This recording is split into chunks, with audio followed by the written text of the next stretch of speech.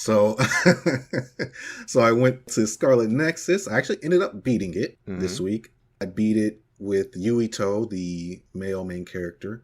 Okay. And it was actually really good. Like, there's a lot of anime bullshit, but if this is like Bandai Namco trying, or whoever, like Bandai Namco publishing a game that is actually trying as far as the story and combat and stuff, I can't wait to see what else they put out like, in the future, because it's actually quite good.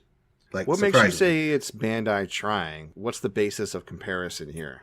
Well, a lot of anime games are not good.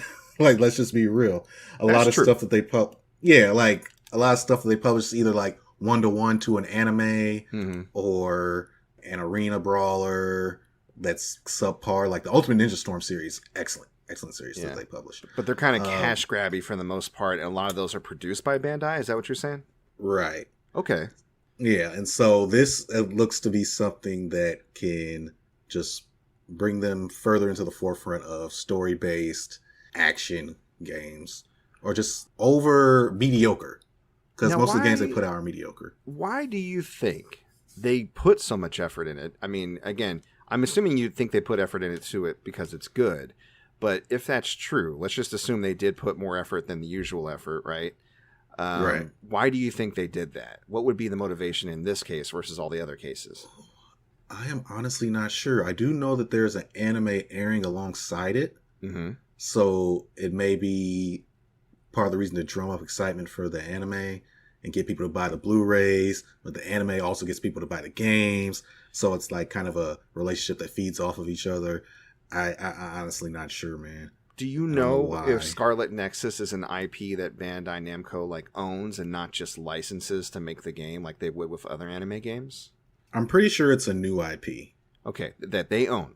Yeah, that they own. And they're producing that. Maybe that's it. We talk about Omega Actually, Force. okay. Oh. Sorry. It is developed by Bandai Namco Studios. Okay. And Tose. Okay. And it's also published by Bandai Namco. So okay. They made this game. Yeah, I was going to say, you know, Dynasty Warriors and Samurai Warriors, that's Omega Force's baby. And you would think that they would try with that, but the interesting thing with them is they put less effort into their original IP, but then when they get hired, say, by Nintendo or Atlas to make Hyrule Warrior, like Team Ninja, of course, made Hyrule Warriors, but I think they developed alongside them, like it was a group effort. You know, other spin-offs, they actually do a really good job. And it's almost like they're dependent on who's funding the money. But if they're doing their own thing, they're like, let's half-ass it. So you would think it would make more sense that it would go the way Bandai Namco seems to be going, which is, this is our shit, we're going to take it seriously, right?